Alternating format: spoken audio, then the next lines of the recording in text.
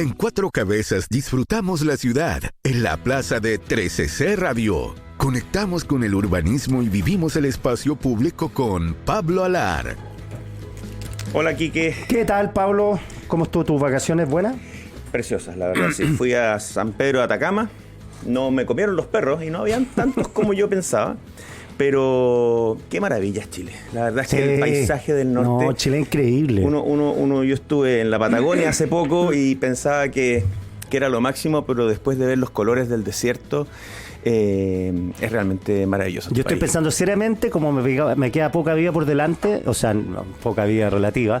Bueno, después del presidente Piñera, nada es para siempre. Empezar a concentrarme ya en los esfuerzos de las vacaciones, como son limitadas en Chile, porque uno conoce poco Chile. Poco. Igual hablamos acá que no estaba barato.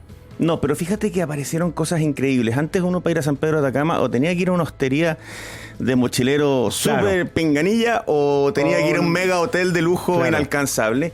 Y ahora, gracias a estas aplicaciones como Airbnb, por ejemplo, nosotros arrendamos una casa en Tulor, a 15 minutos de San Pedro, en un oasis maravilloso en la mitad del desierto, a un precio mucho más accesible, de una señora que vive ahí, que el marido es antropólogo, que tienen su parcelita y se hicieron una casa que la tienen en arriendo. Oye, espectacular, te digo, mejor que cualquier hotel de estos así. Y el lugar es increíble, ¿no? Increíble. El cielo en la noche de ser maravilloso. Mira, vimos de todo. Nos faltó tener contacto alienígena nomás, porque veíamos pasar los satélites, se veían las estrellas fugaces. Estuvimos además ahí. La oferta turística ha mejorado mucho. Hay tours astronómicos donde te llevan a un lugar donde tienen unos telescopios grandes y te van contando cada una de las galaxias, la historia del universo, ¿no? Sí, yo fui a San Pedro, recomendable. Como decís tú, hace mucho tiempo, claro, y en ese tiempo que fui yo ni siquiera había hoteles todavía muy grandes. Estoy hablando en 90 y algo. Claro. Recién estaba partiendo el boom de los hoteles, que fue más adelante. Mira, era la época en que uno podía caminar por arriba de la gran duna del valle de la Luna. Claro. Por arriba, por la cresta de la duna, tirarse, revolcarse y todo. Ahora obviamente no se puede porque estás dañando un ecosistema muy frágil. Era la época en que uno hacía todas esas tonteras que se metía en lugares donde ahora ya no se puede. Sí, porque se ha ido regularizando. Y con todo tipo de sustancia, pero eso lo dejamos para otro tema. No, claro, eso es parte de la antigua juventud. Oye, Valparaíso, mira, sé que en el escritorio del presidente Sebastián Piñera de Ranco quedó lo siguiente: un bloc de notas con distintos punteos descritos con su puño de Valparaíso, nombres de personas, se va a encargar de este tema, todo otro, y quedó ahí también 2 libros, uno de los cuales ya lo había leído, no sé por qué lo tenía ahí, que era el de Gonzalo Blumen, La Vuelta Larga. Mira. Estaba el libro ahí encima.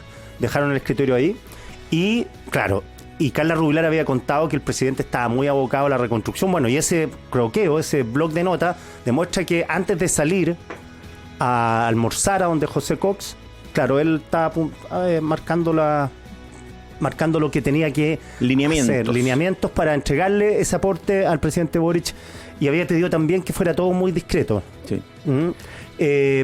Valparaíso, a tu juicio, se viene de la mano muy difícil. Tú tienes experiencia en reconstrucción del terremoto, que ha sido una de las 3 cosas más valoradas del gobierno de Piñera.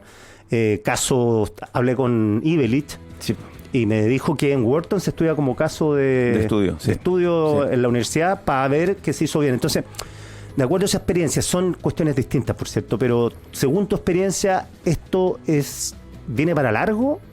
Sí, de hecho, en un acto de honestidad muy profundo, casi tan profundo como el de los homenajes al presidente Piñera, el actual presidente Boric, ayer en terreno, dijo que había que bajar las expectativas respecto a la velocidad y al tiempo de la reconstrucción, que iba a ser muy compleja, que íbamos a tener que lidiar con esa complejidad, y creo que es muy valiente decirlo, porque hay que tener realmente cojones y agallas para ponerse metas, sobre todo en un desastre como este, que lo más complejo es la diversidad y la complejidad del daño, por así decirlo. Sí.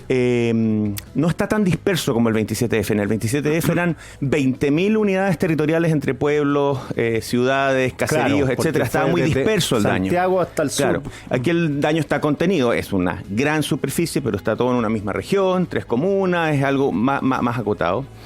Pero aquí el problema es que hay distintas necesidades de los damnificados y distintos tipos de respuesta. Y los tiempos aquí son clave.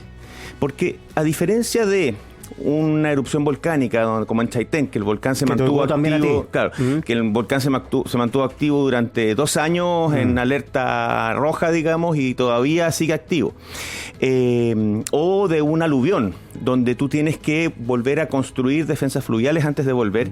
Después de un incendio, la gente empieza a reparar y reconstruir al tiro, al día siguiente. O sea, se limpia y empieza a reconstruir al tiro. ¿Por qué? Porque por lo general la infraestructura, la que va por debajo de la tierra, no se daña. Ya, los cables eléctricos sí, porque obviamente se queman, porque van por arriba, pero todo lo que es alcantarillado, todo lo que es agua potable, cuando existe esa infraestructura, queda, el pavimento queda y los radieres quedan. Claro, y hay que habilitarlos. Entonces, básicamente, la gente empieza inmediatamente a reconstruir.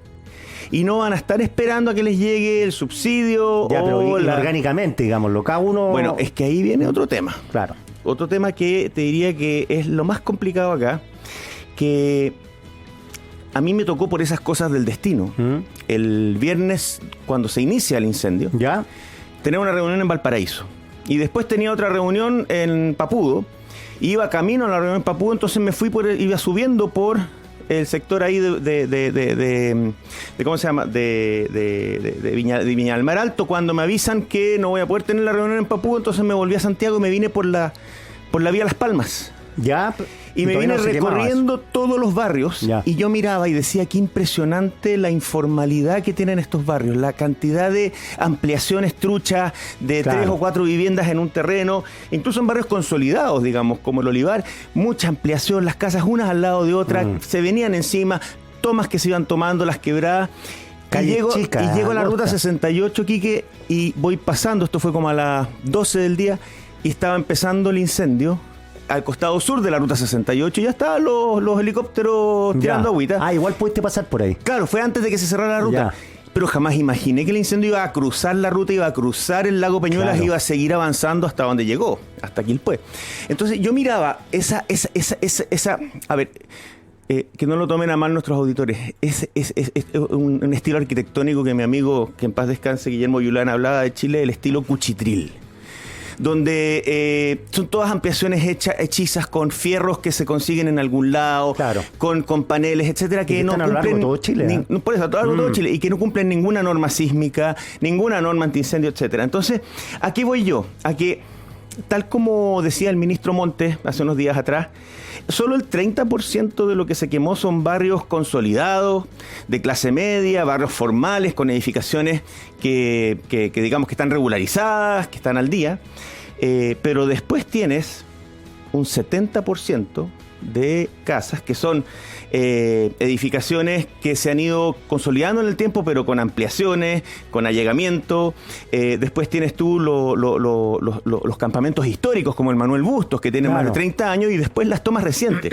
Y eso es el 70% de lo que se quemó. Entonces, ¿qué es lo que pasa? Es que esa gente no va a esperar a que le den un permiso de edificación, o no va a esperar a que le llegue ese 70. Ese 70, claro. ¿Por qué? Porque al final los del 30 probablemente tienen que tramitar los seguros, porque tienen seguro contra incendio, como muchos de los propietarios, etcétera. Y lo complicado que va a pasar acá, además, es que va a empezar a aparecer mucha gente escondida debajo de los damnificados, que es algo que nos pasó el 27F. ¿Y cómo esa gente que...? Allegados. Ya, que realmente vivían ahí. Que vivían realmente, pero no están en ningún registro. Ya sea en la casa de un familiar o arrendando una casucha al fondo del sitio o en algunas de estas ampliaciones. Entonces, aquí la única manera de enfrentar esto es caracterizando y haciendo un catastro de los daños y también de las tipologías de daño para ver qué soluciones le vas a dar a cada uno.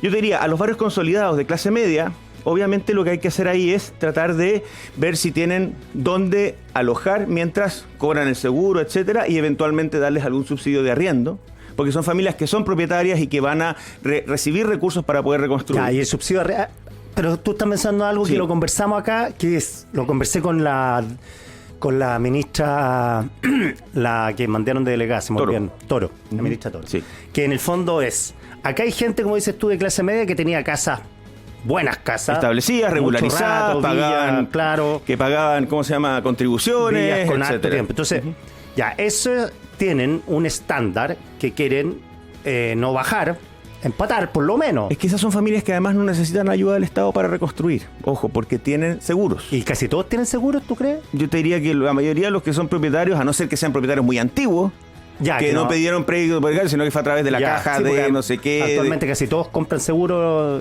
cuando uno compra una casa. Claro.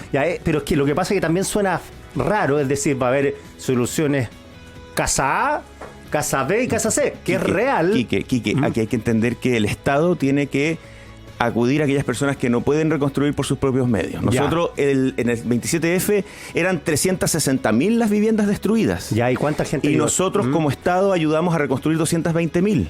Y lo otro porque ese delta eran segundas viviendas o eran casas de familias que tenían los recursos para poder reconstruir o en último caso podían cobrar los seguros, porque aquí hay mucho fresco y de hecho uno de los problemas que va a tener la autoridad actual, y por eso es que hay que actuar rápido en el catastro, es que van a empezar a llegar colados.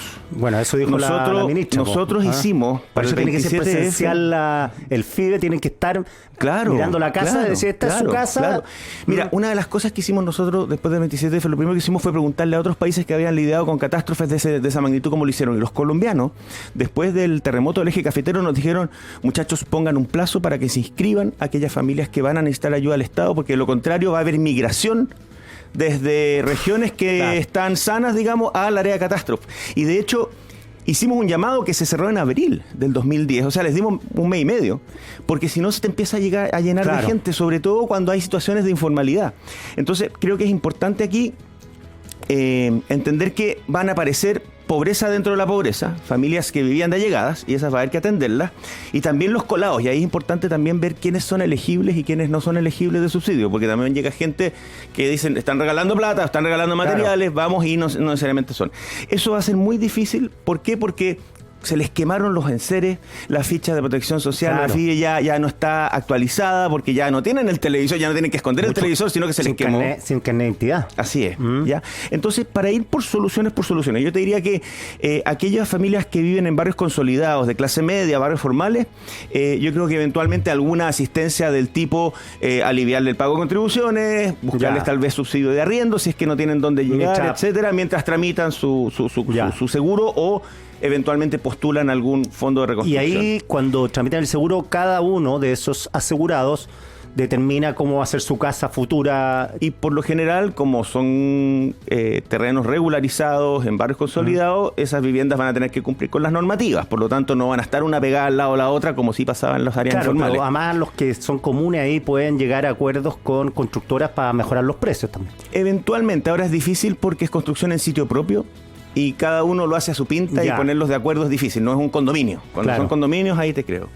Después tenemos el segundo escalón de dificultad o el otro tipo de solución que Pablo Ivilich ahí te puede dar cátedra porque él se dedicó a eso, fue la construcción en sitio propio. Personas que eran propietarias de su vivienda, que eran viviendas de un estándar, digamos, más bajo, pero que eran dueños del terreno. Y esas personas quieren empezar a construir ya. Y esos son los que en Valparaíso, por ejemplo, después del 2014 o de los incendios que hubo en Valparaíso, llegaban, o el 17, llegaban y reconstruían al tiro en su terreno. ¿Y dónde sacar las lucas? Bueno, es que ahí viene el tema. La gente se mueve rápido.